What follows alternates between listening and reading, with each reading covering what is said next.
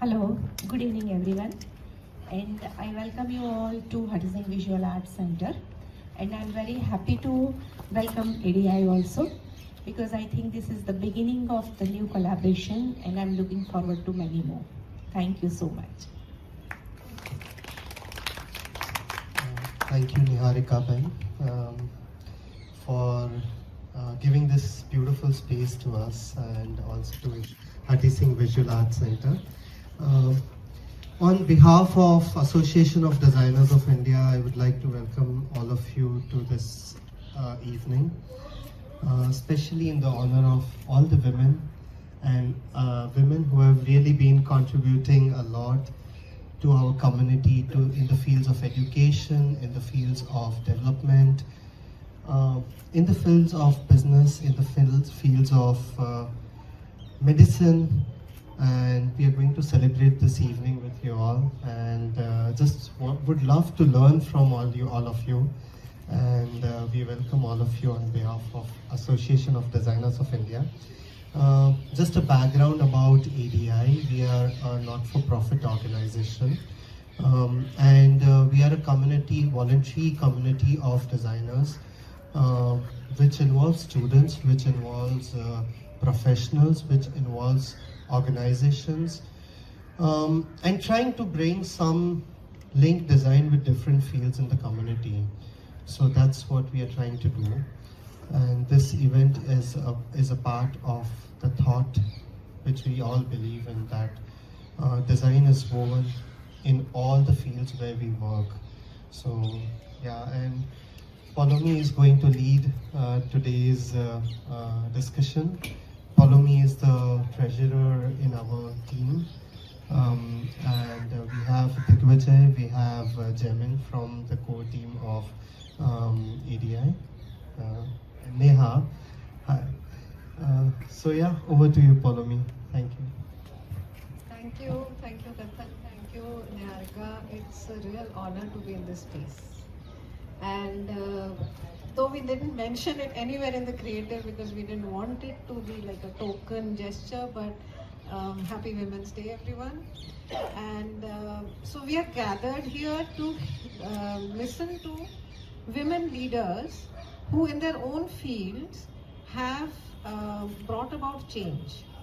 So it's a kind of a learning, lesson for us also to understand what is change, what are the challenges that one faces, and being women leaders, does it make a difference? Do this one day open a company and become a leader? What is the process of how to reach out to society by empowering women?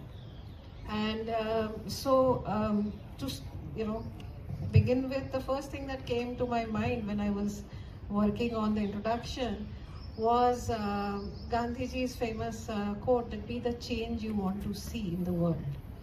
And then of course it brought me to Tagore's famous Akla Chalo Re, ki you start yourself, you lead the way and then you gather people. It doesn't just happen easily. Just to let you also know, there are some design students from NID, GLS, NIFT who are very eager to hear your part of the story. History of this center, just in 2 lines. The center was founded in 1978 by 2 women, Srimati Hati Singh Tagore and Sarojini Hati Singh. And the building that you see behind is a B.V. Toshi construction. And we thank these ladies for the legacy that they have left behind, that we still continue to, be nurtured from it. A very brief introduction to the members, because I'll be requesting them to introduce themselves. Mirai Chatterjee, Mirai Ben is a very well-known person here, and especially for you young people, she is the chairperson at SEWA. SEWA was started in 1972, and it's a trade union which has a reach of 15 lakh self-employed women, and it has a reach up to 20 states as we speak. Mirai Ben is on several boards of international organizations, including Friends of Women's World Banking and Health Watch. and she has also been on the National Advisory Council and the National Commission for the Unorganized Sector. Next we have Dr. Megha Bhatt. She's the founder of SciKnowTech. She's a woman scientist and founded SciKnowTech for science and maths experiential learning for children. She has received the Trendsetter Award by Gujarat Innovation Society, Best Faculty-led Startup Award in National Student Startup and Innovation Summit, Digital Woman Award by She the People, powered by Google, Social Impact Award for GUSEC, and Women's Achiever Award by Udgam. Then Dr. Anagha Zope, right? Yeah. Okay. She is the lead consultant, breast and oncoplastic surgery, Apollo Cancer Center in Apollo Hospital, Ahmedabad. She's a senior breast oncoplastic surgeon with over 29 years of experience and exclusive breast oncoplastic practice with extensive experience in treating breast cancer. Breast cancer is also spreading in men across the world, and there is a lot of large-scale work that is going in reaching out to more people. She has pioneered the establishment of multidisciplinary breast cancer management and oncoplastic breast surgery at the Apollo Center in Ahmedabad.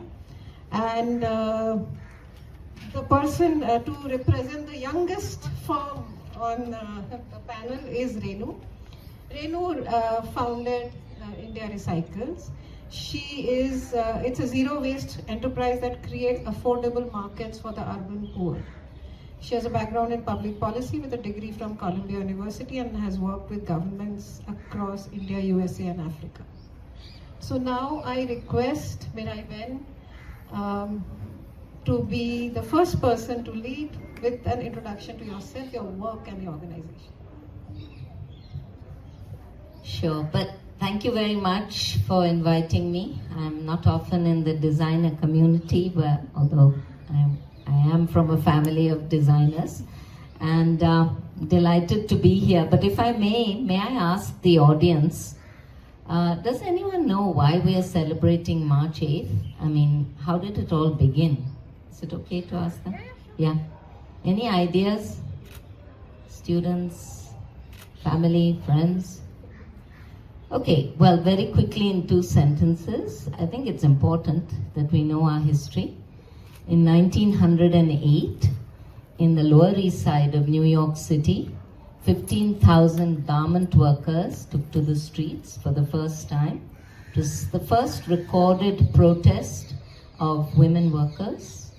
And they were protesting because they were living, working in terrible conditions, sweatshop conditions, no minimum wages, child labor, and also no vote. Unfortunately, the kind of conditions that many of our sisters in India, particularly in the informal economy, still toil under. And thereafter, there were a series of meetings of women workers, and including mainly in Europe. And in 1975, the UN declared it the International Women's Day. So I think our history is also important, and for us at SEWA, this history is important because we grew out of the labor movement. Yeah, you've already said I'm Mirai, and I'm mainly I have been working on health and social protection for informal women workers, which is healthcare, childcare, and insurance. I'm also chair, as it says there, and you mentioned, of SEWA's Cooperative Federation, which is 112 primary women's cooperatives, basically collective businesses. And I'm also chair of SEWA's international movement, which is called WeGo, bit of a mouthful, Women in Informal Employment, Globalizing and Organizing. So shall I pass the mic on now? We're doing introductions, right? Hello everyone, thank you for inviting me. And my name is Dr. Megha Bhatt, and I would like to first introduce myself and then my organization.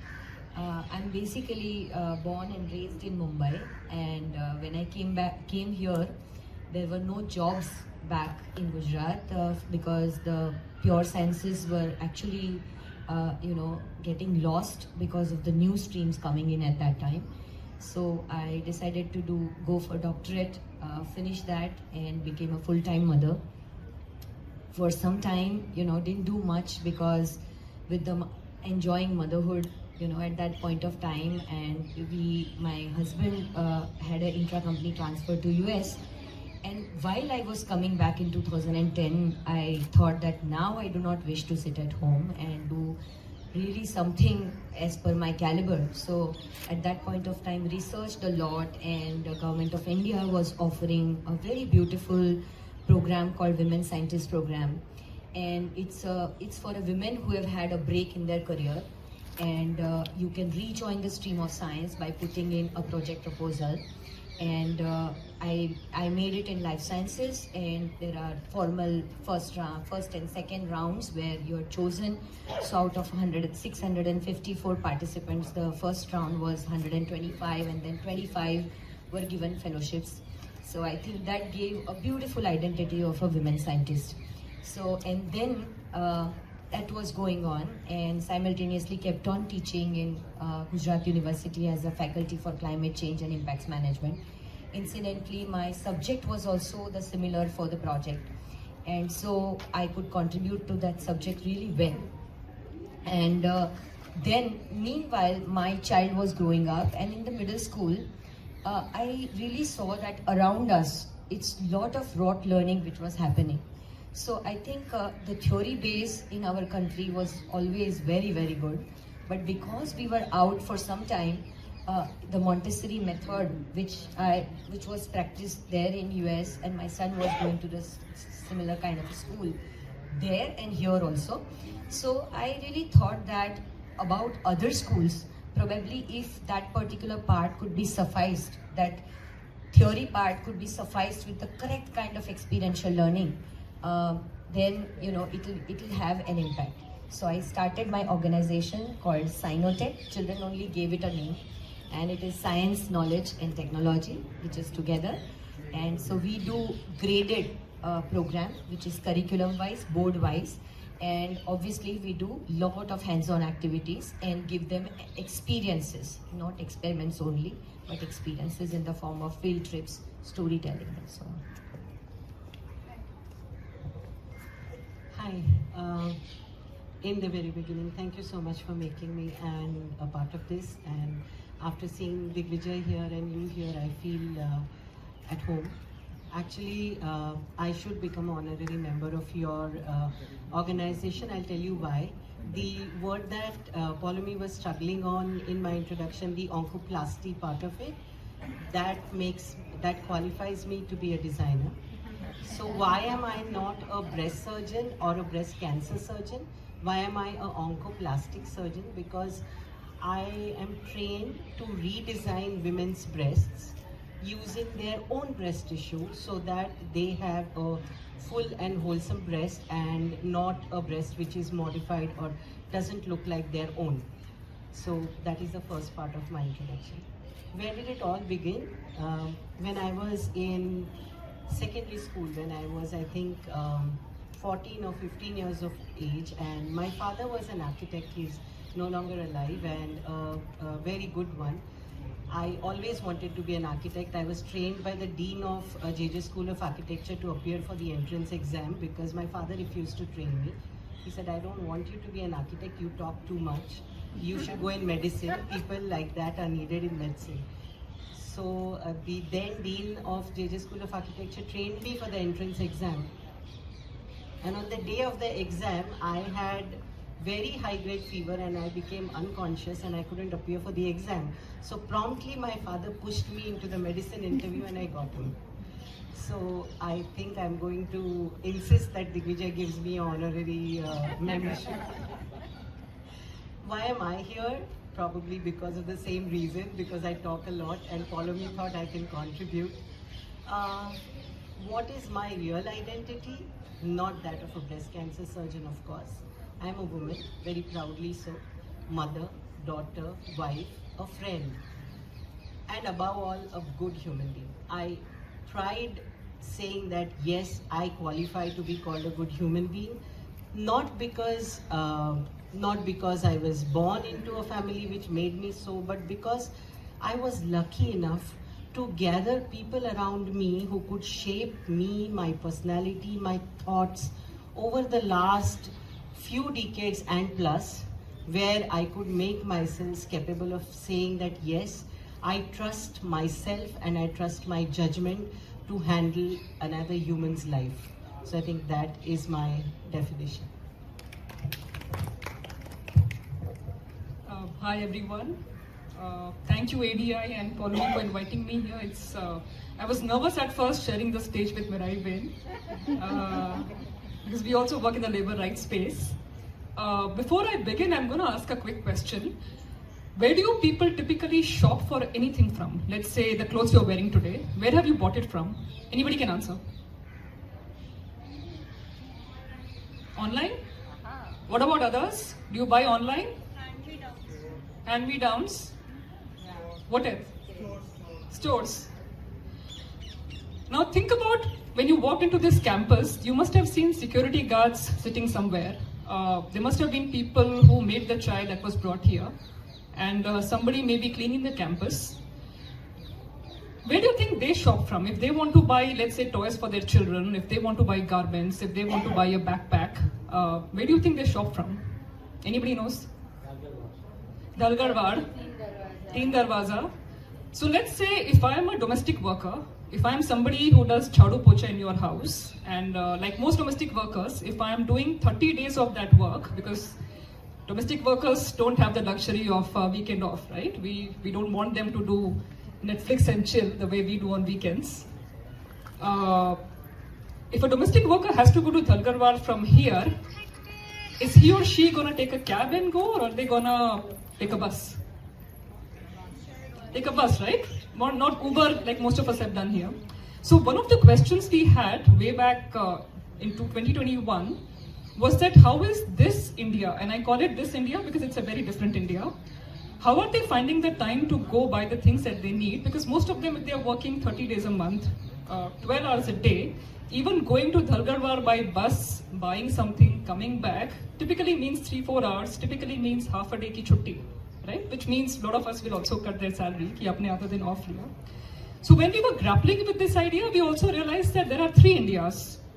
There is this one India, which is, and this is not me, this is Kishore Bayani, who has this very beautiful analogy. India 1 is the India which can afford to hire a domestic worker, which is top 10%, so most of us sitting here. India 2 is the India which is the class of domestic workers, carpenters, plumbers, street vendors, auto rickshaw walas, security guards, construction workers, and so on. And India 3 is your India which is dependent on government aid. So they probably take part in Narega schemes, they get free rations. Most of our e-commerce, most of our any kind of commerce today is focused on India 1, the top 10% or even 8 to 10%.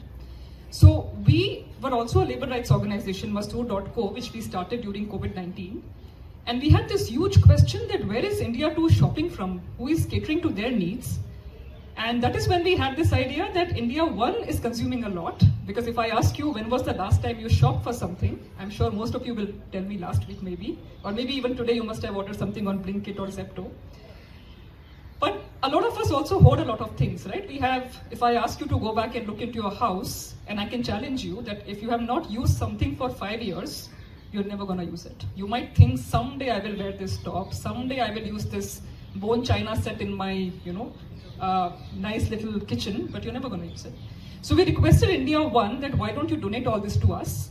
And we will set up markets, because we were very sure that for the urban poor, we don't want any kind of charity. We want to dignify them by actually setting up markets for them. So at India Recycles, 3 times a week, 12 times a month, we go to different parts of Ahmedabad, Gandhinagar, Baroda, and we set up markets wherever the urban poor live. And the markets are completely populated by whatever you have donated, which is pretty much in good condition. So from utensils to toys to clothes to everything that we sell. And when we started this out, one of the other things that happened was that we also got so much donations which were the kind of stuff that people in poorer areas will not wear. So, if, for example, if this girl gave me this nice tank top, nobody in a slum is going to wear that, right? So what do I do with it? So we decided we can also sell to the rich. right? If I want a really nice Suta sari or a Nicobar garment and I can't afford 5,000 rupees, what if I can buy it for 500? So we set up this other sort of enterprise where we were also selling to the rich, and it helped sustainability because we told them don't buy new. And thirdly, and this might interest the design students, is we started manufacturing new products from old garments, because we would get so many garments which were torn, typically had sweat stains, or collars were not good. So at India Recycles, this is what we started to do. I'm not gonna focus much on me. I think we'll find more of that as we go along. But our enterprise is essentially trying to create this solution of affordable markets for India 2 and India 3 by taking from India 1. It's just that we are Robin Hoods who charge a little of money. That's it. Thank you. So, since it's a small group, if it's okay, then they can also join in with questions, as part of a discussion also. So, I had given some talking points, and then I had also said that, depending on the flow, we will discuss. So not sticking to the talking points now. Mirai, I would especially to ask you, because you represent SEWA, which has been one of the oldest organizations in India that has been working with women, for women. So special focus we wanted to know, because there are also students here, is on microfinancing and networking. And you also mentioned collaboration with designers and craft sectors, right? Sorry, we have 2 minutes. Thank you. Maybe I assume that most here in the audience and the young people here know about SEWA, so I didn't say much.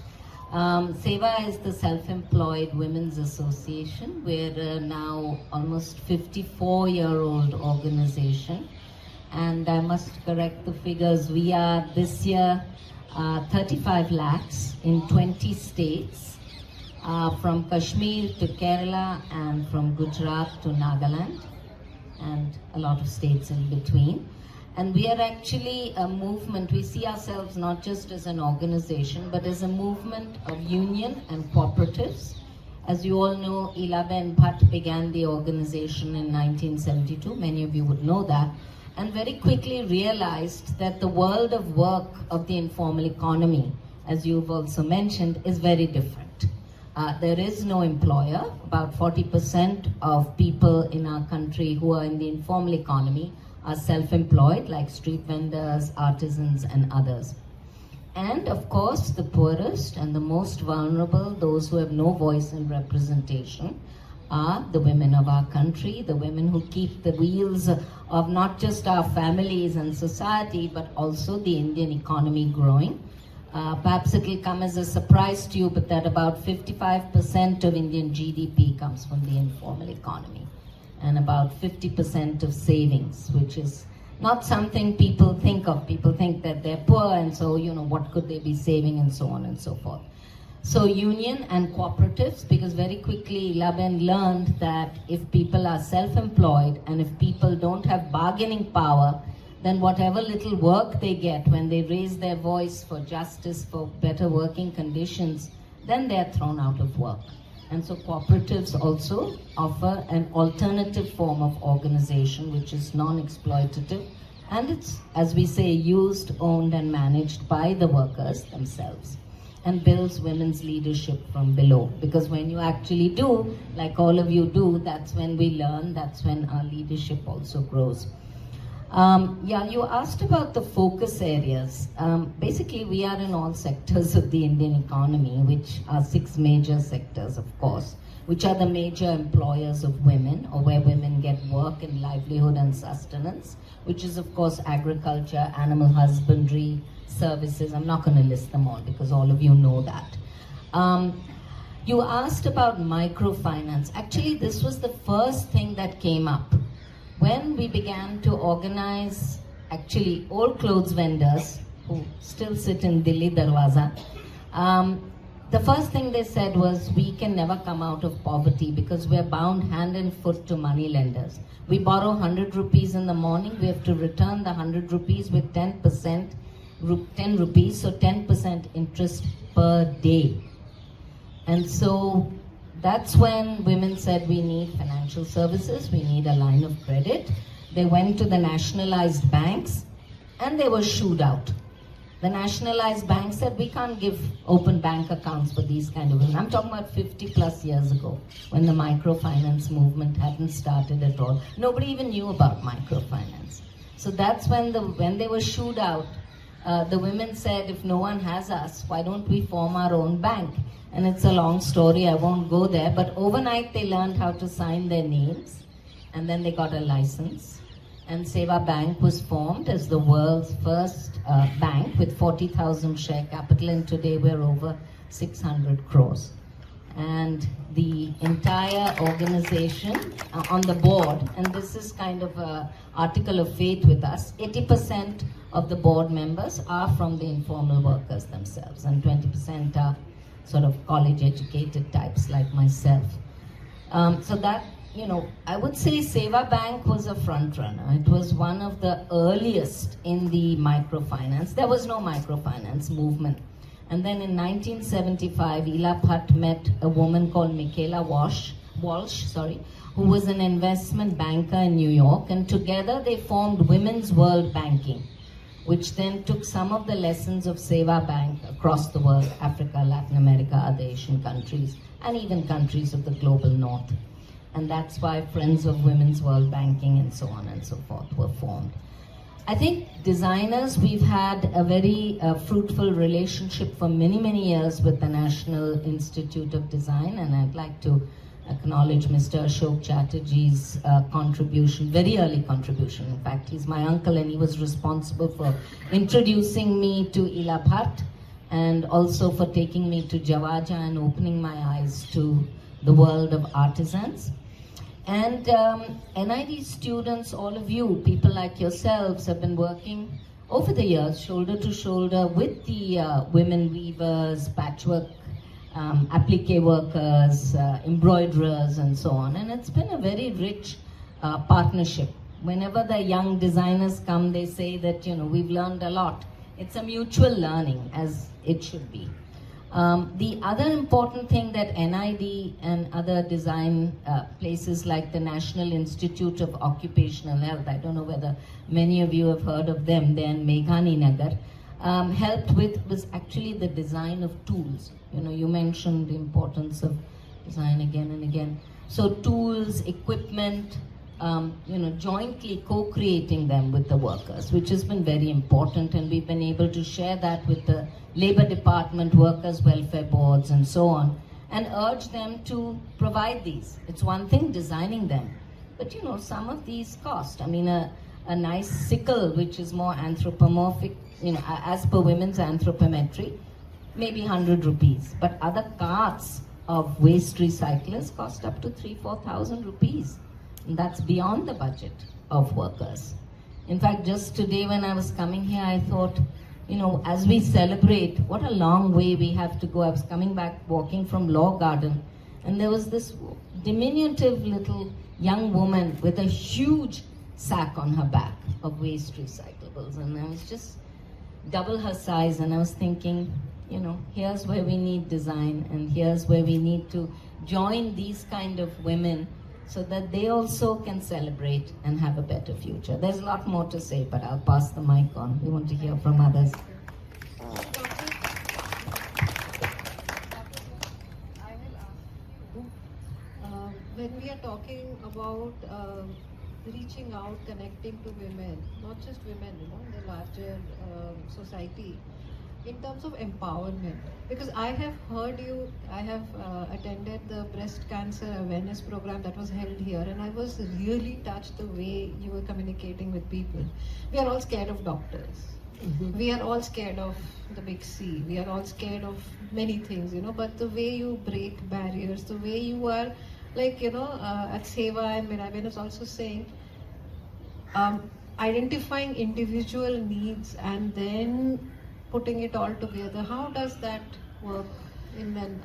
So, one thing that I think I learned very early in my life, and I tell it to every youngster who comes and sits across, is that remember the toy that, you know, we buy very early on even before the child grows 1 year old, that box with shapes and the blocks. And that's the bottom line of any human relationship. Don't try to fit a circle into a square, or vice versa. So try as much as possible to regroup individuals as per their needs. This is something which is very close to my heart. I work into something which is called in our medical language as clinical governance, which makes me not very popular with my colleagues, but nevertheless. When we talk about governance of any sorts, the first thing that passes through everyone's mind is equality. Okay, they are here to reinforce equality. No.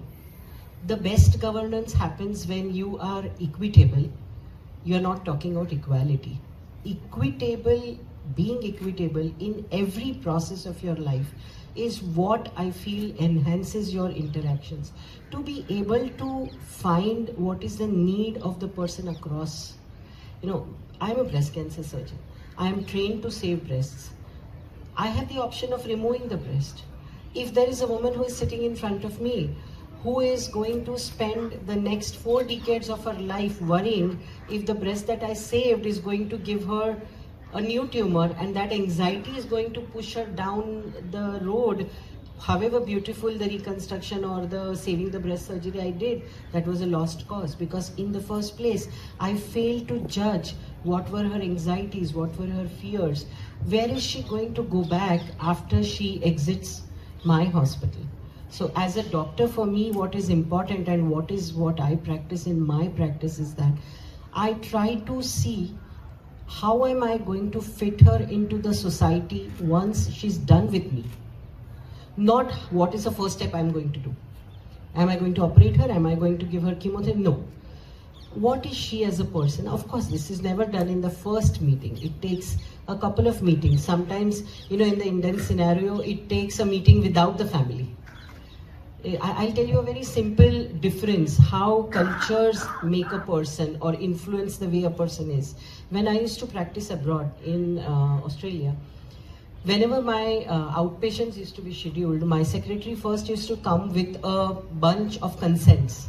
Those were the consents that the patients had signed to divulge the information about their diagnoses to whoever and their numbers. And most of the women would say no one but themselves.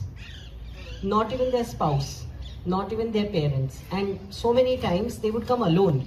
Even if it was a octogenarian who was living by herself, who needed people to come over and take care of her every 15 days, she wouldn't sign the consent for anyone to know her diagnosis. Whereas here, half of my patients, when they come into my outpatients, the patients don't come in at all. It's the family who comes in and they tell me, "Emne kehvanu nathi ke emne cancer chhe." So the next sentence I have to ask them is, and then hu pachi emne su kahu? Why did I chop her breast off if she didn't have a cancer? How? So, of course not as the second sentence, but gradually I try to explain them that it's her body, it's her blow to take. We are there to support her. But if I don't tell her the truth, she's not equipped with the power to face it. How I give her the truth is something that, you and I have to work on and gradually, give it to her. But you cannot hide it.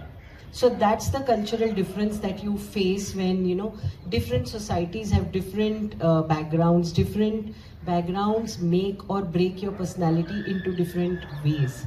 And that is where in our community, especially when I talk about women, the perception is that she's weak.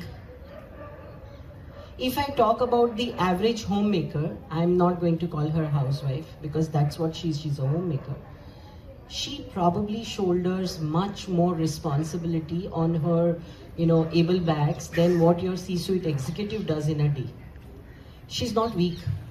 She's just not empowered with the knowledge to take the right decisions. So the first thing we need to do is give them the knowledge. Be there for them when you give that knowledge. Sometimes it shakes women. till date, I have never seen a woman who told me at the end of my 2-3 consultations with her that I didn't need to know this, why did you tell me all this gory things? No, they don't. They want that knowledge. Knowledge empowers you to take the right decision. Alternatives. Mirai ma'am must be knowing this. As a doctor, I need to give you alternatives, even if they are not palatable to me, even if I think this is not the best alternative for you, I need to give them to you. I need to respect your space to take an alternative decision. I know giving you chemotherapy is going to be life-saving for you, but if a particular patient says due to whatever, I'm not going to take it, then I'm nobody to say that, okay, if you're not going to take it, just walk out of my cabin and go to whoever you want. No. So this is something that we all need to work upon in our day-to-day lives. I'm just giving you it as an example of, my medical practice. There is nothing black and white. You will always find a more, beautiful or prettier color of gray, which both of you or, the group can decide upon and be happy with that gray rather than force a black or a white on someone. And I think that is the best way to establish dialogue. You have to remember that the interface between two human minds is more labile than you would know it to be. So, that is the bottom line. You need to understand that and work ahead. So something probably a lot of students here, you get to hear in class is empathy, right? It's not sympathy or pity, but empathy that should be very deeply embedded in what you do. Now, Dr. Bhatt, this is entirely, the discussion about Dr. Anagha is saying about empowerment and about respect. So when you are, your main group are children, but in today's world of helicopter parenting, how much space do they have for learning also? And also the teachers, how do you empower them? Okay, let's begin with teachers first on a positive note. That for teachers, empowering them with giving them the liberty to delegate things with full independence. Suppose I would say that if somebody suggests me that, okay, in middle school, if at all storytelling is not impactful from after grade 5, then let's try introducing simulations, okay? Because digital simulation is something which is very impactful after grade 6, because when you do something, it's nice, but at the same time, if at a time you cannot get 20 things to do at a time, use it as a conductor or suppose I'll give you a very simple example. If they are trying out a circuit, okay, then we probably have 2 materials as insulators and 2 materials as good conductors. But suppose if simulation as a new method, if it is introduced, then digitally they may have 20 other things which can be used as conductors and 20 other things as insulators. So if the teacher is proposing that simulations could be a good method, we have to give them complete independence as a leader, correct? So I think this is just one example like that. For I think having proper conversations with teachers, empowering them with continuous updating and upgrading in terms of technology, in terms of new methods on experiential learning. Trust me, when I started this endeavor in 2017, I really thought that I already had an experience of 21 years of teaching and I knew everything. But that's what I thought, okay? And trust me, when I started, I saw that I knew nothing. And experiential learning is a vast field, and there are open Facebook and such communities where teachers teach a lot to each other, good classroom practices, and how they are trying to introduce STEM, how they are trying to introduce Legos or mechanos or magnetic tiles, to do something wonderful, okay? So creating some absolute STEM activities where you are trying to introduce engineering at such a small level. So I think for all this, one needs to be absolutely open to upgrading and updating continuously in a field like STEM. So for teachers. Now for empowering children, I feel we have to give them platforms to speak. Okay, suppose I'll give you an example where we do 2 programs in terms of SciKnowFest, which is on 12th of April this year. Since this is the 9th edition what we are doing, and I think it's definitely all design children, I invite all of you. It is open and free for everyone. And we actually, if you want to see the meaning of STEM turning to STEAM, okay, art as a medium to learn, okay, you must come, and how all the projects are reflected in terms of research, in terms of live models, in terms of conceptual models. So do come and visit. So I think for students, if they are presenting their projects or their learning in front of more than 3,500 people, it's a lovely platform for them to speak, right? So that is one. I think then we run a small club every Sunday, which is called SciKnow Squad. It's a small club, which is 32 children this year. And slowly that club is also growing. It's open and free for everyone. But me and my co-founder, my husband, we give both of us give a lot of time to that club, where the children curate one program in Ahmedabad Management Association or similar venues, where they curate the whole program on their shoulders, right from brainstorming ideas that what we want to do, to suppose if it's a global recycling day, then who will be the expert. I also talk to them, but at the same time they would explore everything about that person, make a script, do anchoring, how will it be interactive in terms of putting up a quiz or something. So everything is done by children. So I think for empowerment, if we try to give them platform, proper platform, then I think it is more impactful.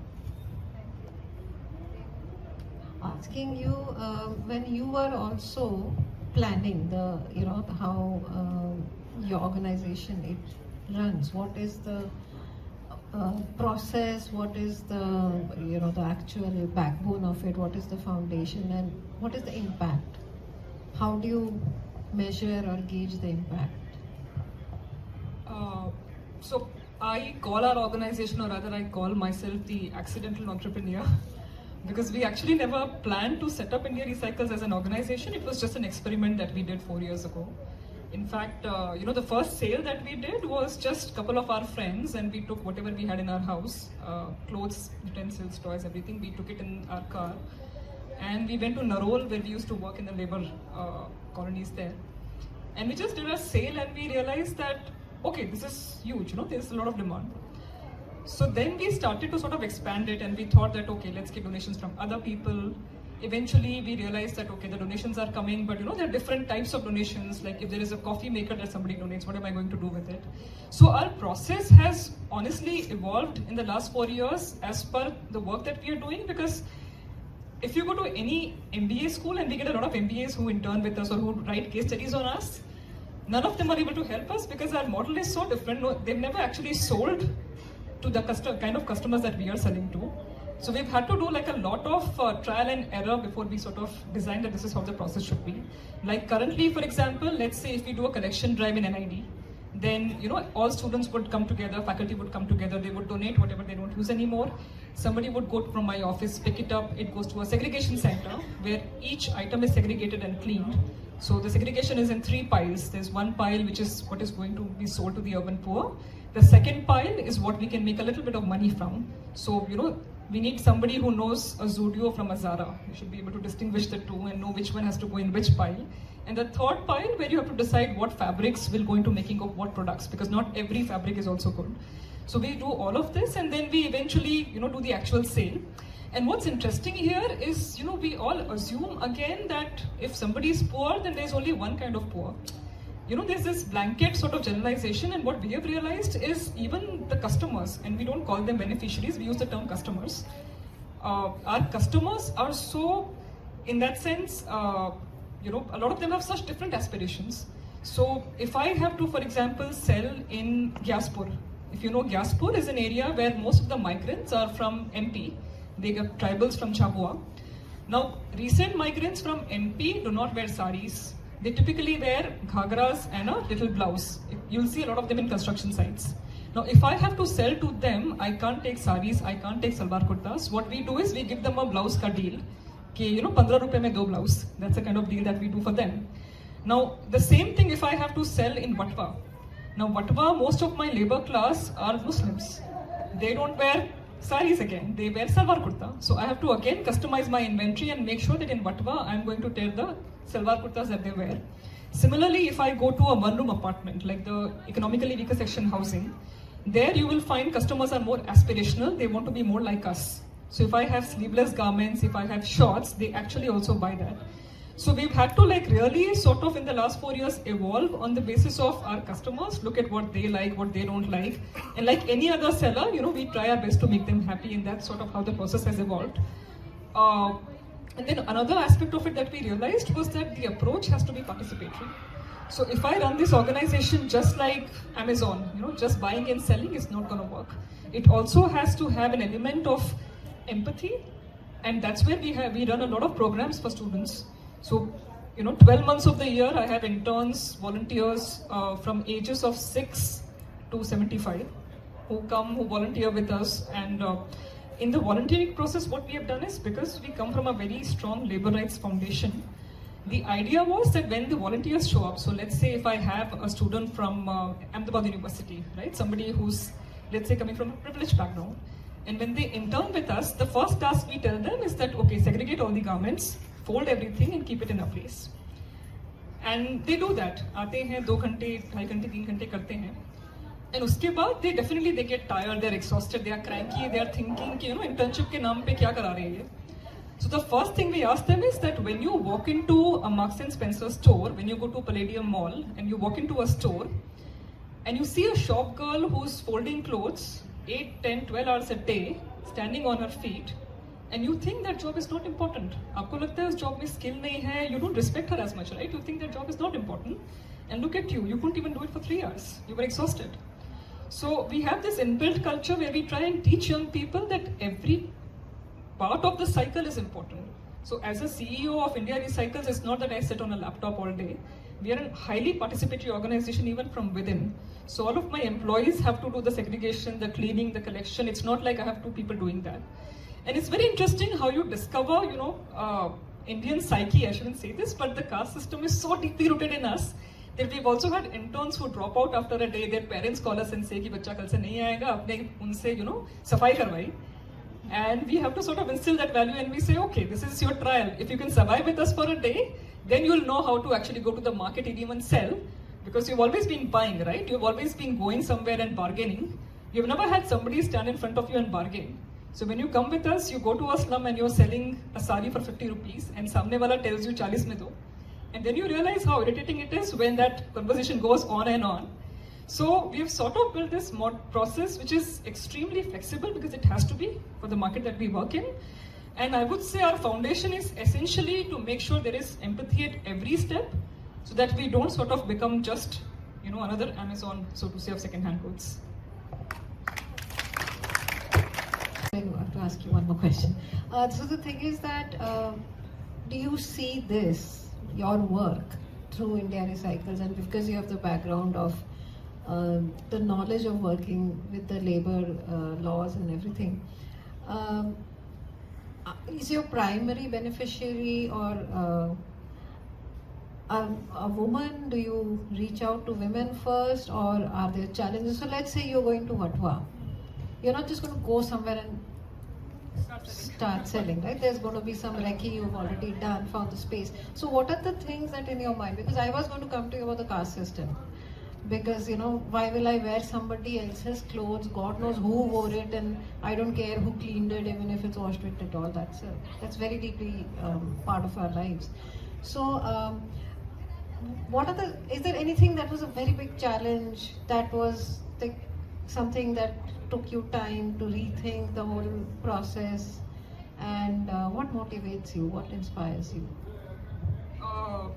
I think motivation would be my customers, and I would invite all of you, if you are free any time of the week. We do sales 3 times a week, and you also, please come to a sale. My every sale is Monday, Wednesday, Friday, 4 to 6 p.m. different location, and I've done some 500 sales so far since the last 4 years, maybe more than 500. I've never had a sale with less than 200 customers. So the experience that you'll get of seeing your own second-hand garments going, I think it is so inspiring to see that, and the need being fulfilled. And can anybody here, by the way, guess what is the best-selling product? So if I go to, let's say, Gulbai Tekra, right? Nearest basti here is Gulbai Tekra. If I go to Gulbai Tekra, set up a stall, can anybody guess what is the highest selling item? सबसे ज़्यादा क्या लोग demand करते हैं? I'm sorry, I keep switching to Hindi a little. I hope that's okay. What do you think? Any guesses? लोग क्या demand करते हैं सबसे ज़्यादा? Clothes? Accessories? Any other guesses? Bartan is close, yes. Bartan is second best selling. उससे भी ऊपर एक आता है. Anybody can guess? Mobile. So you know, India has one of the youngest population. Every household in India has 2 or 3 children. Our highest selling product, the most controversial product over which we've had sometimes riots break out in slums, we've had to like take them back, are toys. And maybe your children can donate to us. I don't know if you can do a donation drive. So India, we have a huge demographic dividend, right? We have so many young kids and access to toys is extremely limited because everything from Lego bricks to magnetic tiles to board games are not affordable for the poorest. उनके लिए आप लॉगर्डन जाओ, वो PP आती है बड़ी सी उसके अंदर, वो भी बहुत कम अफोर्ड कर सकते हैं.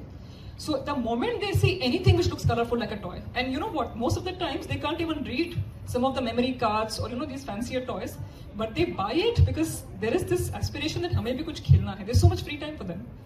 So this is something that we have learned sort of along the lines. Sorry, I have answered part of the question. And the first thing first, the consent part, I want to quickly talk of consent and one of the challenges. So when we go to a location, it's not that we just show up. So for example, let's say if I'm going to Sindhu Bhavan Road, we have a location there also, Narmada Awas, where we sell. We have a team which goes first, meets the community leaders. Typically every community informal कोई leader होता ही है. We talk to them, we ask them and we tell them कि second hand है. And there are, like you said, there are challenges there because there are some communities who don't accept. So we've had sales where people told us हम नहीं खरीदेंगे, so we come back. Because to us, consent is important. It's not like I'm trying to push something towards, just because you know they are poor, I can't push bad products, expired products, anything of the sort to them. So we first take their consent. The biggest challenge I've had is not so much with our lower income customers, it's with our higher income customers. So India, because of the caste system one, and because of also this stigma that we have with death, not just used stuff, but also with death. So, you know, whenever somebody donates garments of somebody who has died, हमें बोला जाता है कि I don't know, you'll be haunted in the next birth, or I don't know what really is the deal there. But there's a lot of stigma around that as well. So initially when we were selling to the rich, because we wanted to, we had so much of inventory. Like right now, 30% of my inventory are cocktail dresses. We get a lot of short clothes because most of our consumers are young people, right? Young India is consuming a lot. So a lot of short dresses don't get sold anywhere. Now, if I have to sell it to a rich Indian customer, they hesitate partly because use kiya hua hai, like you said, किसी और ने पहना है, कौन होगा वो, कैसा होगा, all of that. So to convince them has been really difficult. And we've tried like a lot of marketing. We don't have thrift stores here, thankfully, because we don't consume that much. I think even now consumption has gone up, so now there's a need. So we tried strategies. We told them one is that sustainability sells. Like, you know, people would use SUVs, but the moment you tell them to drink from paper straws, they feel very happy, without realizing that the SUV that they drove to the coffee shop is probably causing more pollution than the paper straw. But we used it to our advantage. So we told people that buy second hand, it's more sustainable. We also started with examples. So I, for example, 50% of my wardrobe is second hand. I don't buy new anymore because there's so much that comes in our inventory. And I think it's also, once you sort of see the kind of inventory that is there, once you wear it, you get over the stigma, you realize कि एक wash के बाद पहन सकते हैं. So gradually we've had, and I know my mother's not gonna like me saying this on stage, she's here, but I also convinced my mom to start wearing second-hand saris, second-hand kurtas, because we would get such good gulab chand, anokhi, very soft cotton stuff, which otherwise would be so expensive. So I think it's a good advertising and a little bit of patience and a lot of social media marketing that actually works in this.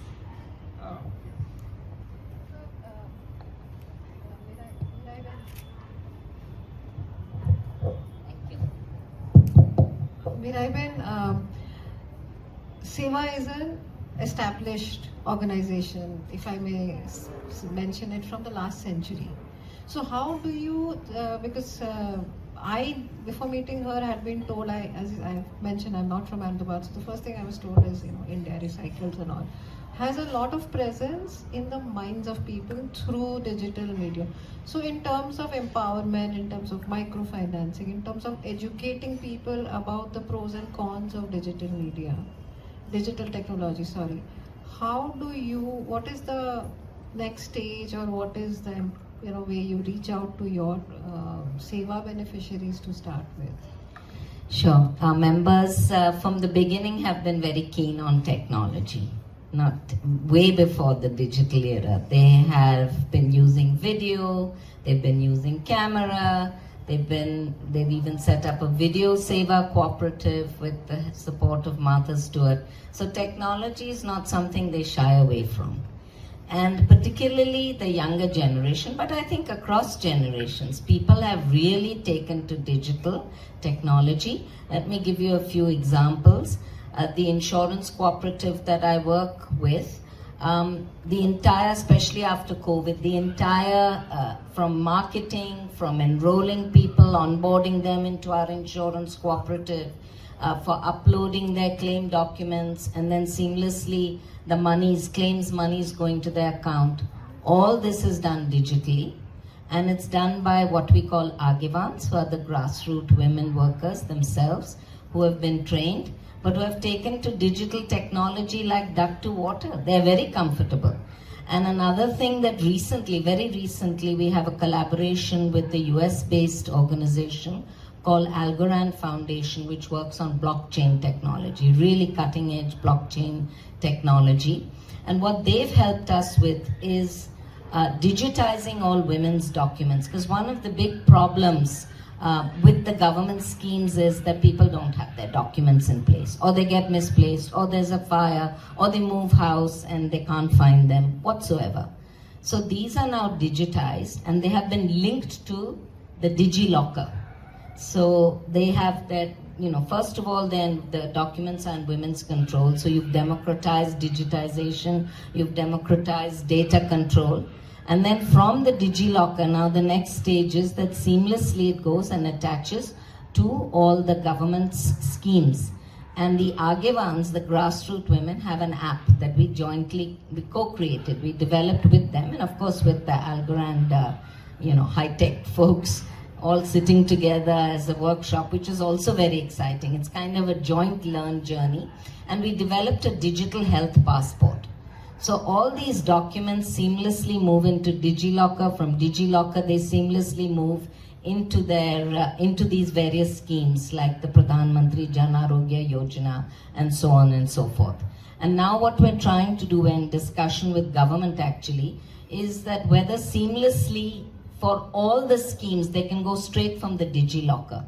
So that is also under discussion. And many other things also are done digitally now, and particularly young people, but of course all enjoy this. One issue we do have is of digital literacy, particularly the gender digital divide, and also generally still in working class families, there's one smartphone per family, and that's usually in the hands of the male member, and then he goes out to work, and then she has to call him and say OTP though and all that. So it's a little bit still work in progress. But I think our members across the board, and not just here, I was just in Bihar, and there too, very energetically and happily using apps and digital technology. So I think the digital world has come to stay. But if I may, I wanted to mention, because you also asked what inspires. I think one of the things that I've seen, and it's relevant for today's celebration, is the power of sisterhood. I think one of perhaps the major contribution, or the only contribution we as an organization have been made, is how in a country as diverse and geographically dispersed with so many languages, religions, castes, we can break those barriers when we come together, work together, and solve these kinds of issues, not just digital and not just microfinance, but a whole range of issues. So that's what's inspiring. And the other thing that's inspiring is that a lot of insights and talent is there. among the people of our country. I mean, they're our greatest resource. If only we would recognize that. And I'm sure all of you have experienced that in your lives and in whatever sphere of work you're in. And the other thing is, because these issues emerge organically from the grassroots, you can take them up. And I want to just give one or two quick examples, sort of from grass to trees, as we say, to the policy level, national and even global. One is one of our signature campaigns of street vendors. Change happens slowly, it doesn't always happen fast. It took us 40 years to get the issues of street vendors into the Indian Parliament. And only in January 2014, was street vending considered a legitimate activity. And in the past, in the colonial past, it was, street vendors are considered vagrants, nuisance, traffic obstruction. But the Indian Parliament put their stamp on it, that no, this is a, legitimate livelihood. But the story doesn't end there. We are still being evicted in many cities, including, I'm sorry to say, the city of Ahmedabad, our own home city. The other thing, because it links a little bit what you said about reproductive health and women's health, I think one of the things that I saw is that no one organization, not even SEWA with this kind of membership, can do it alone. We were able to join hands with women's groups and even with the government of India. For a while we were at loggerheads with them. This was in the early 90s, because all they were interested in was controlling women's fertility and family planning and not looking at women's health in a holistic way. But when we were at the global platform in Cairo, at the International Conference on Population Development, we all joined hands because we realized the forces that were there, and I don't want to name the countries, but you can have a guess, were against women's health, reproductive health, and so on. So we were able to make that headway by joining hands. So one of the things I want to share with the young people here is that there's no magic bullets. Things take time. We have to stay the course, quite frankly. I hope it doesn't take 40 years for you to make change. But it happens, and it happens when we join hands, because no one organization or no one person can do it alone. There's no magic bullet. We have to come together, and in these polarized times, I think collaboration and cooperation, and based on solid values, in our case Gandhian values, is very important, I feel. Dr. Anagha, thank you. Resonates very well with the younger people. To continue with this, in an organization, Apollo Hospitals you're associated with, how do you create these kind of collaborations and network? Because I remember in the program that I had seen, a lot of your former patients you still continue to have a relationship with. So how do you reach out to them, and then how do you empower them? So it's not just about the place where you work. In my field, especially in healthcare, to keep in touch is an effort that needs to be made. It's a two-way journey. Organizations, of course, Apollo is an organization which is well established. They have their own policies, they have their own protocols. They have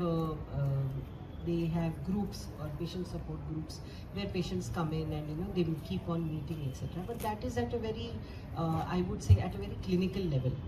But 1:1, especially probably because I am from the oncology field, where patients stay with us for years together. The active surveillance of a cancer doesn't get over till 5 years after you complete your treatment.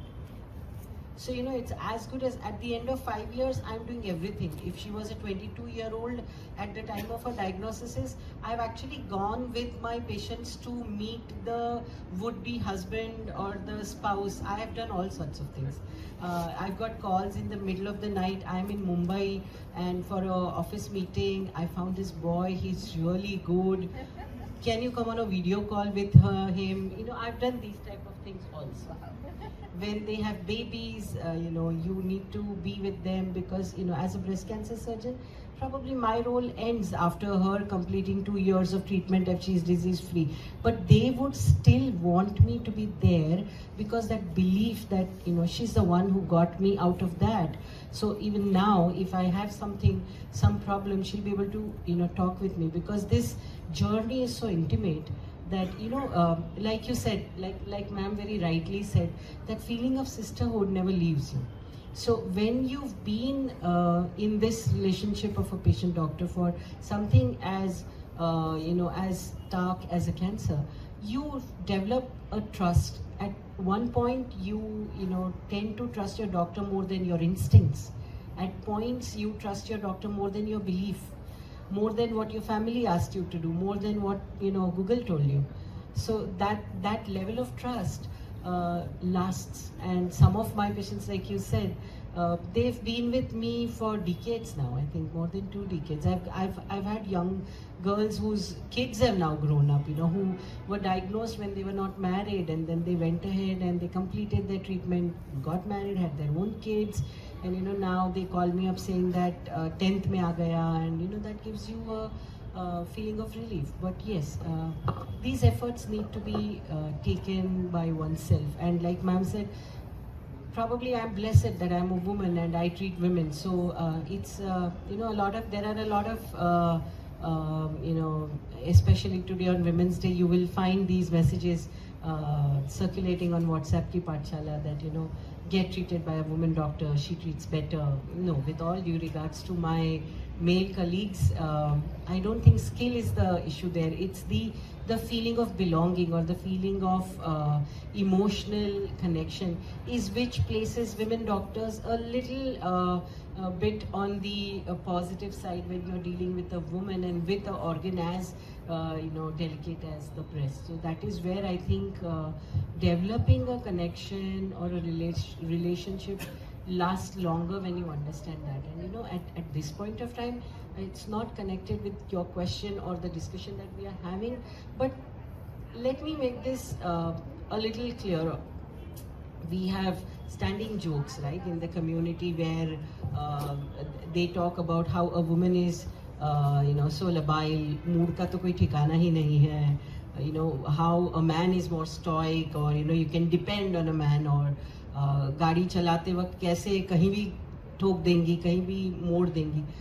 So there's a science to it. This is something that each one of us who works with women probably understand. At the the bottom line is that the way nature made you, we are all talking about sustainability. Let's understand that all of us are made by nature. You might be born in the cesarean section by the gynec, but you are created by nature, whatever the quirk of nature was. And women's body is made to procreate, to have a baby. If a woman was not labile in her thoughts, in her flexibility, in her body, the way her body changes, the way her body adapts, there was no way a one-cell baby would have grown to a 3.5 kg baby in her body and nurtured with so much love and care. When the child came out, the mother probably experienced the worst pains of her entire lifetime. So it's just the ability to adapt, the ability to change, the ability to cooperate is what gives women their strength. And there's no denying that. The moment you realize these basic innate strengths that a woman has, you can work with them, like smooth like a butter, is what, is something we all need to understand. So if she, or if SEWA has a cooperative movement, and I would be bold and say that one of the reasons for their success is that because women are involved. That's the way women are.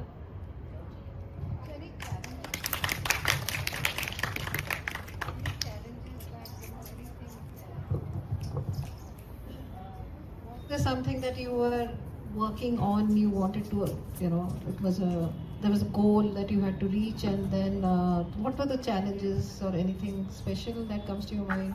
So the challenges that are, in medicine, especially in healthcare, are threefold. One is, it's constantly updating. What I learned when I trained 35 years ago no longer holds true. So, a doctor who is still in that era is not the right doctor. And, I'm a misfit. So that is one thing. And fortunately or unfortunately for us, in the era of, AI and ChatGPT, now futuristic predictions are happening so fast that now it's the reverse way. Initially, it was difficult to convince patients, convince doctors, convince referring doctors, for example, in breast cancer, that you can save the breast, she's going to be fine. I don't need to. I've had 15 years or 20 years ago, I've had references made to me by doctors saying that, and please don't talk about saving the breast, just knock it off. Doctors telling me that, because accepting it was difficult, to make the relatives understand that, look, it's not about cure. You know, the first thing when they come to me is that, आप guarantee ले रहे हैं कि वो cure हो जाएंगे? So the first thing I tell them is, the day I can give you a guarantee that I don't walk out of this hospital and get knocked down by a speeding car is the day I will give you this guarantee. It's not about a foolproof guarantee. It's about one understanding, what is this disease, how is it going to affect you, how is it going to change your life, what are the probabilities of it coming back or not, and how can I minimize those. The day you understand that, you will understand what are the right options for me. So that was 15 years ago. Now it's reverse. Now they will go and they will put the prompt into ChatGPT. I have a stage 2, this. What is the best way of treating it? So ChatGPT gives them the best trials that are going on in the US and say, why don't you get treated with pembrolizumab? Come back to Ahmedabad. Doesn't market in India. No trials in India. You cannot go as an Indian national and take part in a trial in the United States. What does that do to the woman? It cripples her thought process. It absolutely abolishes her confidence, because what happens is, she believed in that printed word, this is what is going to save me, and I don't have access to that. So the next best thing according to her, which probably was not actually the next best, but was the best, is no longer the best for her. So this is where, you know, we were discussing about AI and how AI is helping us versus not helping us. This is where now we need to rearrange our thought processes. We need to be more accepting, because see, if you and I'm a doctor, right? But if I am faced with a diagnosis in a system which I've never treated for the last 20 years, probably I'm also very sneakily going to go into ChatGPT or some other generative AI and try to find my answers. So if this is what is going to be the norm for tomorrow, we need to adapt ourselves for these questions rather than boo-boo and say that, oh, don't give me this and don't give me, no. We ourselves, so I need to be educated as doctors and healthcare providers to understand the need. Where in the first place did this need arise for a patient to go to something which was driven by generative AI? Probably they don't even know how generative AIs work. I mean, all of us believe that we know how they work, but I'll give you a very simple example. We had a conference. In that conference, we had this doctor of he was practicing physician from the US, but he's also very strong in his generative AI, etc., as far as medicine is concerned. So he demonstrated it to us, and just like today is the final of the World Cup, this was 4 years ago in the last World Cup final that we won. Okay. 5 minutes before we won, the last over was being bold. He had typed the prompt for ChatGPT about evaluate the performance of the Indian national cricket team in the World Cup 2020, what was it, 2022. And instantly, within less than 1 minute, the answer came. And in the answer, he discussed, the ChatGPT discussed about how lack of these two players has harmed us, and if this one had focused on his strengths, this would have happened. Of course this, of course that, etc., etc. Not taking into account the two major developments which had happened just before that match. I think one of the players had a road accident and was not participating, and he was mentioned, and somebody who was not selected for the finals but was there in the semi-finals was talked about. And after the match was won by India, after 15 seconds of declaration of results, the same prompt was put, and the entire answer from ChatGPT changed, completely flipped. So what we need to understand is, it's just like garbage in, garbage out. So if ChatGPT has the research possibility to find it out, so my advice to patients is, go ahead and get these answers. Sometimes they are much better to clarify your thought processes, to understand what questions to ask, etc. But just do one more thing. At the end of all your prompts, ask whatever generative AI you're using to provide the references from which they have given you this data. As far as health is concerned, ChatGPT does not differentiate. They will pick up from newspaper articles, they will pick up from websites written by individual doctors.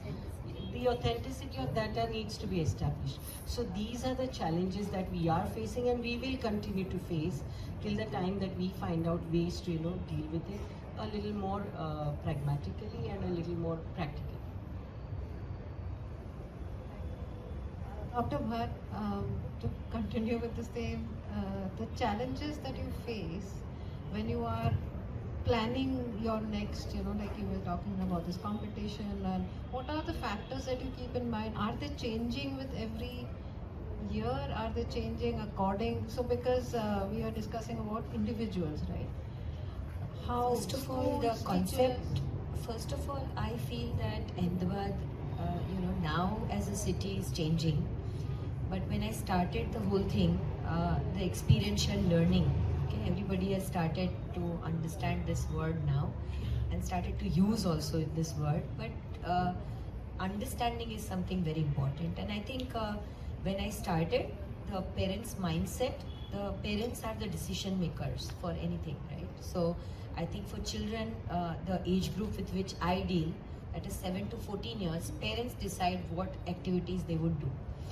The unfortunate part is that in today's time, when we are on Women's Day, we are talking about liberty and all that.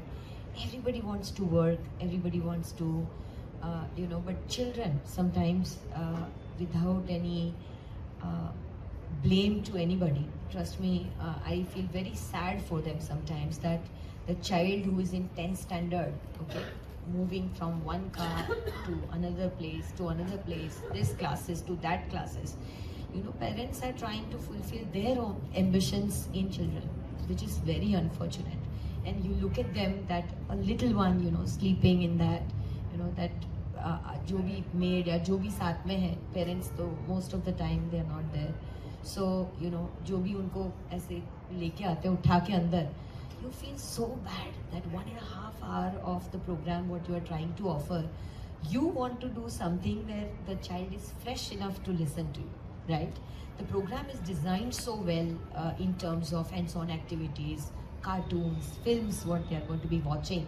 See, so you expect the mindset of the child to be open, correct? But with not handful, but many activities or repeated activities, will the child is open enough to what you are trying to offer? That is one question. And parents' mindset का तो ऐसा है कि when you say कि 3 Idiots देख के निकलते हैं ना, तो बोलते हैं वाह एजुकेशन तो ऐसा होना चाहिए, है ना? पर अपने बच्चे का हो गया तो immediately they would switch to tuition classes. जैसे ही 8th में आए, now I want him or her to just go in the traditional setup where they have writing papers. 5th standard में they would ask कि homework देते हो, it's an after school program and you want them to enjoy, you want them to have an experience where they would have a long lasting memory of understanding something. I'll give you one very simple example. When I was a student, all of them, if they had science, they would relate it to me. That when we were learning ray diagrams, okay, for light, learning light, we used to absolutely mug it up because nobody actually taught us what is happening, what is converging ray, what is diverging. Nobody taught us that, right? And I think in 8th standard we were doing that, and one of the child, who was new, was asking me that, ma'am, why is that pigeon looking ulta? Okay, so with that toy telescope what we made. So the boy who was coming to me for few years, he just immediately said that अपनी आँख भी तो एक lens है ना यार, उल्टा सीधा उल्टा एक और लेंस लगा दे अंदर टेलीस्कोप में सीधा हो जाएगा. So the big idea that any concept of science is not tough, but it has to be introduced beautifully, it has to be introduced scientifically, and every problem around what we see has a solution by just using science or math. And I think that idea itself is a challenge. that, you know, how to make them understand that this is something which is going to be very impactful. Idea of opening up, you know, exposing them to whatever is coming to the city. Suppose today I expected that in this conversation, where person like ma'am or whoever, you know, all I was expecting that the parents who are already designers, okay, who acknowledge that today we are holding this program. Our motto is exposure leads to exploration and exploration to innovation. See, when world is talking about innovation, where are they going to innovate from? They have to look around the world for even starting up something like a startup. All of them are talking about it in colleges, universities. How are they going to do it unless they try understand that how people like her started, from where, okay, and how the eventually the problems are changing and there is a solution to every problem which they can come up with. So I think first thing is the exposure, and so challenge is that the mindset needs to be changed, and she was talking about collaborations, both of them, and I think I would like to add to that, that suppose collaboration, I take it as a win-win situation for both the sides. That suppose for children, ultimate beneficiaries should be children for anything, right? So suppose our methodology says that do field trips, we do field trips to every possible place. Kathan Bhai has a fantastic place, Khoj. Every year we make sure that my children of every age group goes to a different part of Khoj. So they have different setups. So exactly like that, suppose LD Museum here, we are in this campus, and I think we had a nice night at the museum with the movie watching, okay? So it's like, yeah. So basically the whole big idea of exposure to them, to watch a film, to learn out of it, and all that should be encouraged, isn't it? So I think that's the first thing, that as a generation, probably, you know, if they learn something, then probably in 10 years we'll be able to change this city also. If I say SciKnowTech Bombay or Bangalore mein hota, so I think I definitely feel it would have been at a different position, surely. So as you can see that, you know, each person on the panel, they have given a lot of themselves to their work. It's not just the work that they do, right? It's what they believe in, the fights, the challenges, their personal, you know, love of what they do, the passion what they do is very well incorporated in their work. So can we ask anyone if they have questions? Huh? Does anyone have any question, any suggestion, any comment? Something comes to your mind, something that you would like to share? Keshav? Yes.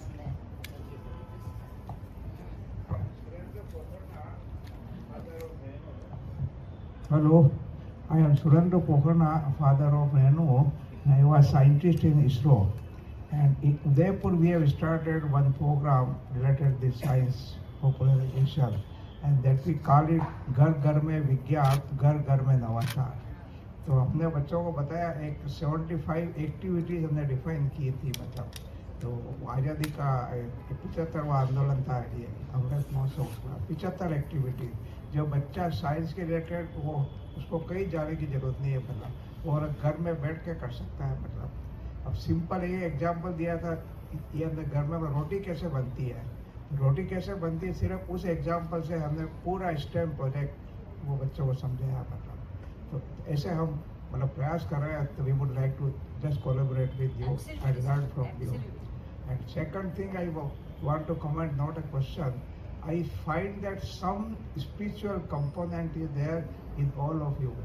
So, because that is appearing to be the driving force behind doing all these activities. I mean, do you agree with that? Yes. Spiritual and values. He wants to be a part of it. Thank you for rescuing my bag. We must thank the audience that in spite of match which has started already 45 minutes yeah, so you all are still here being patient, listening to all of us. Thank you so much. No, actually, I have to thank Poulomi from my husband's behalf, because he must be so happy that I'm not at home badgering him when the match is going on. Thank you very much. Thank you. No, Keshav, you would like to. So Keshav works with children through Prabhat Education Society. Yeah, I think Keshav would be at a lot of places, I think so. No, I mean, honestly, it's beautiful to hear hear the expert and master for so many things. But I remember when you're talking about the teacher's challenge, it happened because I'm a teacher actually, right? You know, by Dhandoma who teachers hote sake. I remember first time I went to CS, Center for Proceeds in Bangalore. Somebody can help me. CSIR. Basir, who started where we went first time there. I was supposed to teach maths, and that time it was outskirts of Bangalore. Now Bangalore is spread more, and while teaching maths, I think that then suddenly children ordered. This is something with Dr. Megha, but I understand this one related actually. So suddenly a frog came in my class. And a small tidy frog came and started doing, and children were focus was there, and they diverted totally. And then they started looking, what is that? Oh, but this one is spot, the color, everything. And because it was very different kind of school, very different, like experimental what was happening there. So children were focusing on a frog and trying to match what kind of frog it is. And that time for me, because my class supposed to be maths, and I had to drop the class and say that okay, let's all learn together to see what frog it is. And we found from the library was there only in the classroom in the corner, and found out that a book actually. So teacher, yes, is your curriculum was your subject for that day is maths, but we call biology or whatever say, we have to shift sometime. But I think what Renu, when we're talking about this is thing happening as a very big way. Please, this is fantastic work what she's doing actually. I mean, we are always keep on updating. She will not leave you actually. She will, whether you take it or not, she will always going to continue. I mean, she's fantastic work she's doing. And yeah, of course, science and the two science people are here. I'm not here to ask questions, but it was lovely to hear you all. And that's it. Any other students, do you have any questions? Introduce yourself. Okay, hello everyone. I'm Ara. I'm from GLS Institute of Design. And thank you so much for coming here today and giving us so much of what you have done and what you're doing right now. I just thought, just arised. I come from a place where I never had this kind of exposure, and coming to Ahmedabad really changed the perspective on a lot of things, especially towards women. And there's still one thing that I feel is lacking. We still don't have enough awareness about periods and how women are treated. In my institute only, we don't have machines that are stocked up with tampons or pads. And whenever we differentiate between a man and a woman, we have this criteria of periods, giving birth, and still women face that a lot. Like I try to do, as I'm learning design, I'm trying to think from a designer's perspective. I try to think, how do I shift their mindset? How do I make them more open towards it? Because women themselves are very scared to talk about it. Even my friends, they will shut up at one point if they think that it's crossing a boundary or if somebody is getting uncomfortable. And I don't think that's, I think today, at least, on Women's Day, I think this is something we need to talk about. And I really want to, bring a change towards that. So I want to ask, I want your suggestions that how can I, on my level, and how can, we as designers or as individuals, as human beings contribute on this?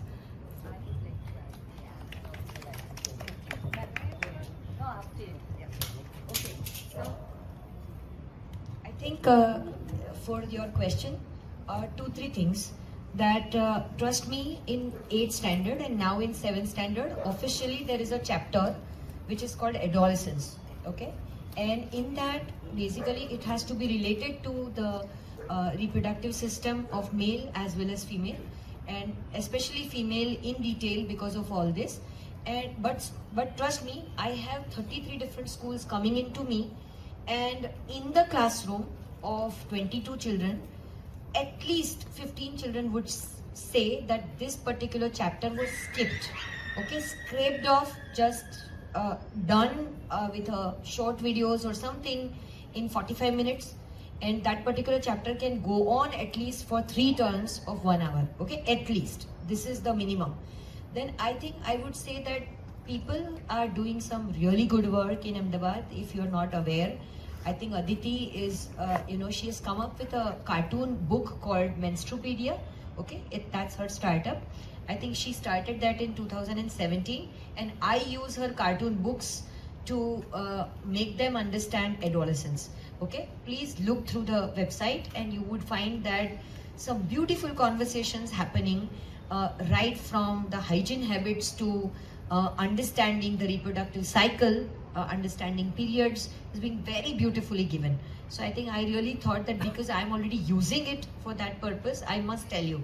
And as a design student, if you have some better ideas, come to me.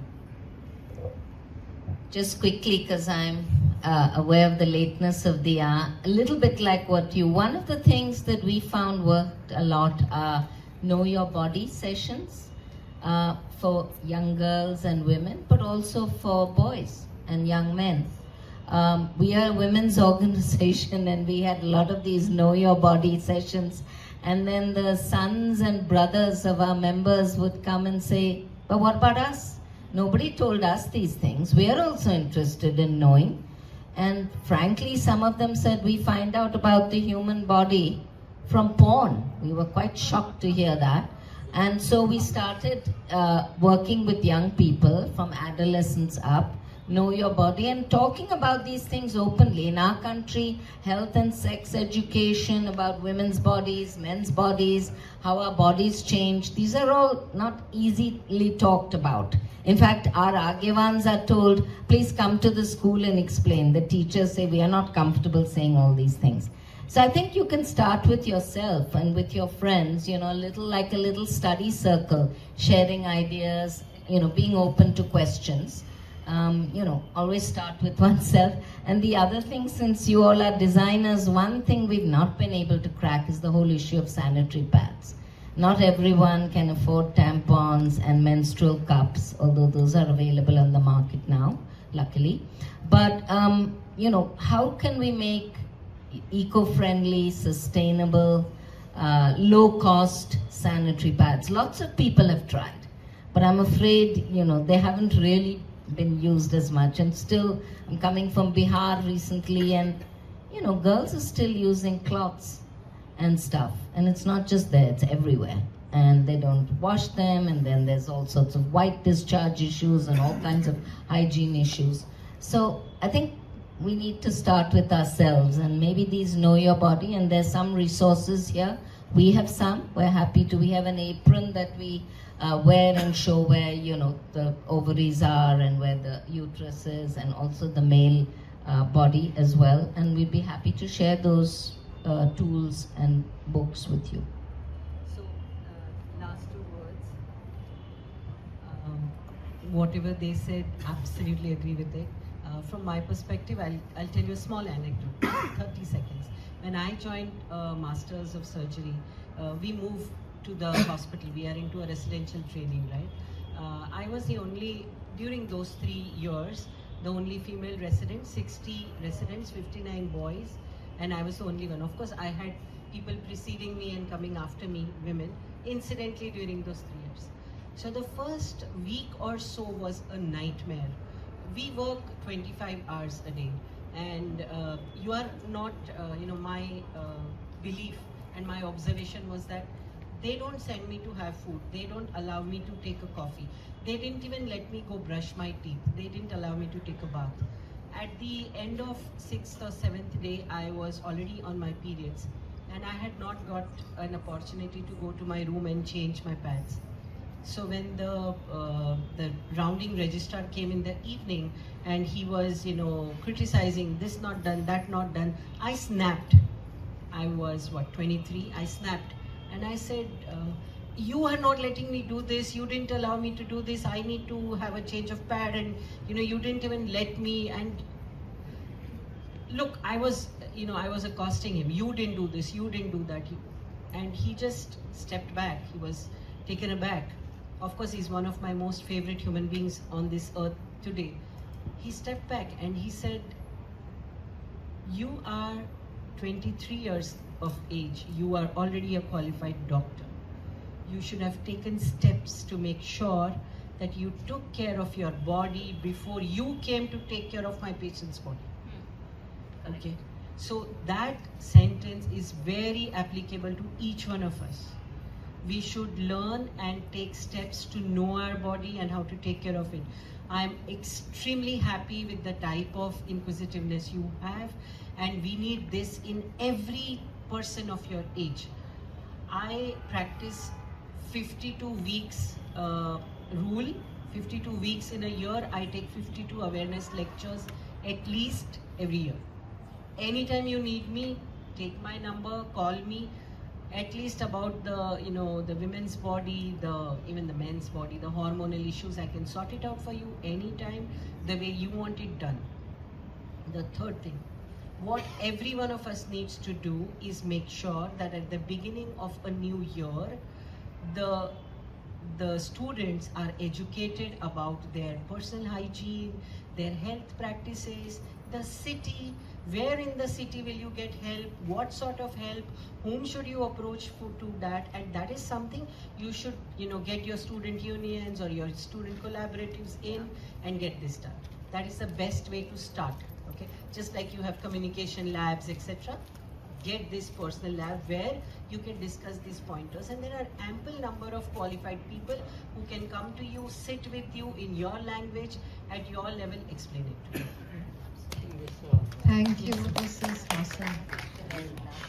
Yeah, not question, but what she was asking, because we work with the children and physically, mentally challenged. Yeah.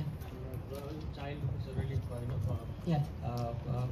What happened that the parents don't worry about, particular mother don't worry about the child get pregnant, but they get worried about like rape is not a problem. Problem with the pregnancy.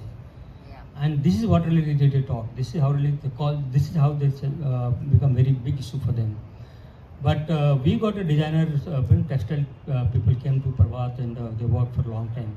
But no, this is I'm talking about children who adult girl child who cannot. They don't know day-to-day thing also. Everything is depend on somebody has to need assist. For that time, what really if any because half information really is a killer. So that's more dangerous. So I think. So for such adults who are not in their mental status to take care of their own bodies or decisions regarding to what is happening with their body, you have set protocols by law, by medical rules and protocols. There are set protocols. You need to involve a psychologist, a gynecologist, and a general physician or a neurologist who is aware of their neurological condition, and then educate. These cannot be mass education programs. These are always 1:1 because it depends upon what is the physical condition of the child, the neurological status of the adult or the child, and what is the social background of the parents. So this cannot be a generic talk.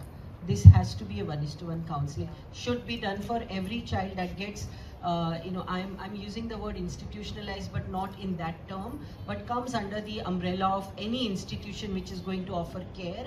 This is the first thing that should be done. Why just, girl child? I mean, if you look at that, even the boy child or the boy adult, even they face a lot of sexual abuse when they are not in a condition to understand what's happening to them. And just because the child or the adult didn't understand what happened to them does not mean that the crime was not done. And we need to protect them from all of those. So every time they enter, this should be offered. Thank you so much for being part of this panel, for sharing your experiences, sharing your journey, and thanks to each of you. And we have made a video recording, we'll share it with you. And anyone who wants to continue, if you want something to be done at GLS, we can, try to facilitate it for you. Pick the connections if that works. And thank you so much again. Thank you all as well. Thank you.